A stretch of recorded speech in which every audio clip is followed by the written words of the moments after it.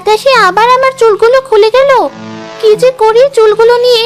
চুলের ক্লিপটা যে কোথায় গিয়ে পড়লো এখন তাও খুঁজে পাচ্ছি না। মিনু পেতনি তো ভুল কিছু বলেনি, সত্যিই তো দেখছি এই মেয়ের চুলগুলো অনেক সুন্দর, এমনকি আমার চুলের চেয়েও। এভাবে যে আর কত ক্লিপ হারাবো তার হিসেব নেই। এখন কি খোলা চুল নিয়ে বাসায় যাব? এই মেয়ে, এদিকে আয়। জি, আমাকে কি কেউ ডাকছেন? আমি আপনার কথা শুনতে পাচ্ছি কিন্তু দেখতে পাচ্ছি না। তোর সামনে থাকা গাছটার উপরে উঠে আয়, তোর চুলের ক্লিপ আমি পেয়েছি। সত্যি বলছেন? আমি তাহলে এখনই আসছি। এত সুন্দর চুল আপনার। তুই মনে হয় প্রথম মানুষ যে শুরুতেই আমার চেহারার দিকে না তাকিয়ে আমার চুলের দিকে তাকিয়েছে, প্রশংসা করেছে।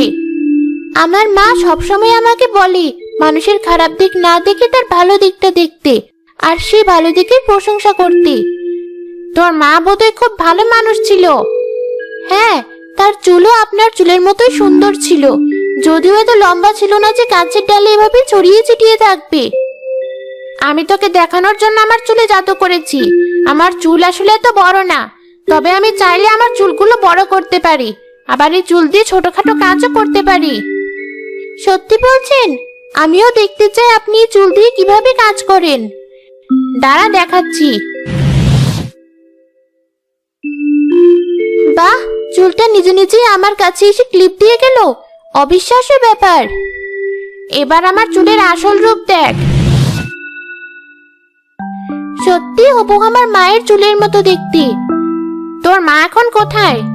আমি ছোট থাকতেই আমার মা মারা যায়, তারপর আমি আমার ফুপুর কাছে বড় হই, আর এই গ্রামে আমার মামার বাড়ি বেড়াতে এসেছি। ও আচ্ছা, তোর চুলগুলো এত সুন্দর হলে কিভাবে? আমাকে তোর চুলের রহস্য বলবি?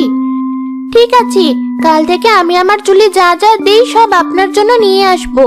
তারপর দেখবেন আপনার চুলও আমার চুলের মতো সুন্দর হয়ে যাবে। সত্যি? আমি তাহলে কাল তোর জন্য অপেক্ষা করব। আচ্ছা, আজ তাহলে আমি আসি। তন্নি এরপর মেহেদির তেল আর বিভিন্ন রকমের মিশ্রণ নিয়ে প্রতিদিন পেতনির সাথে দেখা করতে যেত, আর পেতনির চুলে এসব লাগিয়ে দিত।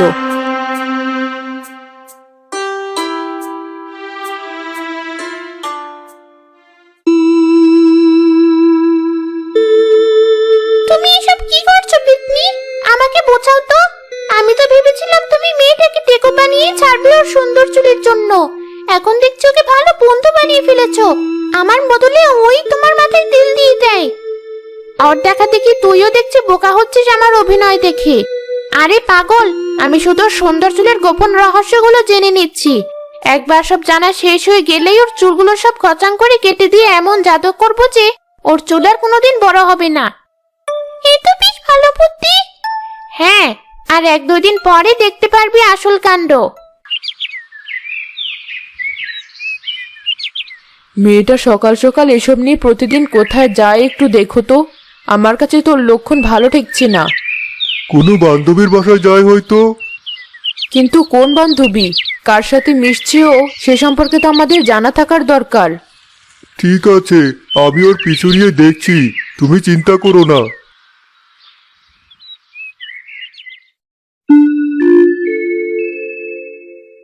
আমি চলে এসেছি, তুমি আছো? হ্যাঁ আছি, গাছের উপরে উঠে আয়।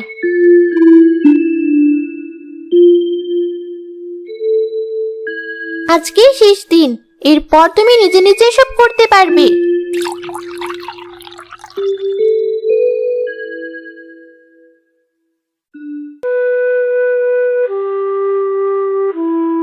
এত জায়গা থাকতে ওরা গাছে বসে তেল দিচ্ছে। ঠিক বলেছিস, আজকেই শেষ। এ কি, ওই মেয়েটার চুলে চাকু কেন? আর চাকুটা আস্তে আস্তে আমার ভাগ্নির গলার দিকে যাচ্ছে কেন? কি করি এখন? মামা একটা পাটকেল সে চাকুর দিকে ছুঁড়ে মারে, আর চাকুটা নিচে পড়ে যায়। তন্নি, ওই মেয়েটার কাছ থেকে দূরে সরে আয়, ও তোকে খুন করতে চাইছে। কে বলেছে তোকে? আমি তো শুধু ওর চুলগুলো। আটপর তুই? এই পেতনি, আমার নাম জানলে কিভাবে? আমাকে চিনতে পারছিস না? আমরা 2 বোন ছিলাম। তুই এতিম ছিলি বলে মা বাবা তোকে আমাদের কাছে নিয়ে এসেছিল। সেলিনা আপা তুমি? হ্যাঁ। তন্নি তো তাহলে তোমার ভাগিনী হয়। সুমি আপার মেয়েও। তুমি নিজের বাঘিনীকেই। সত্যি বলছিস? আমি না জেনে নিজের ভাগ্নের ক্ষতি করতে চেয়েছিলাম। হে বিধাতা, আমাকে ক্ষমা করো। সেই কতকাল আগে গাছের ডাল ভেঙে নিচে পড়ে মারা গিয়েছিলাম। এতদিন এই অপেক্ষায় ছিলাম যে নিজের পরিবারের একজনকে হলেও দেখবো। মা বাবা মারা যাওয়ার পর আমরা তিনজন আলাদা হয়ে যাই। বড় হওয়ার পর আমি এই গ্রামে ফিরে আসি। তোমাকে যারা পালিত নিয়েছিল তারা বলে তুমি হারিয়ে গিয়েছো। তারপর আর তোমার খোঁজ করিনি। আমাকে ক্ষমা করে দাও বোন। আমাকেও তোরা ক্ষমা করে দে। এই সামান্য চুল নিয়ে কত নিচে নেমে গিয়েছিলাম আমি। আয় ভাগ্নি, আমার কাছে আয়। তাদের সাথে কথা বলার পর পেতনির আত্মা মুক্তি পেল।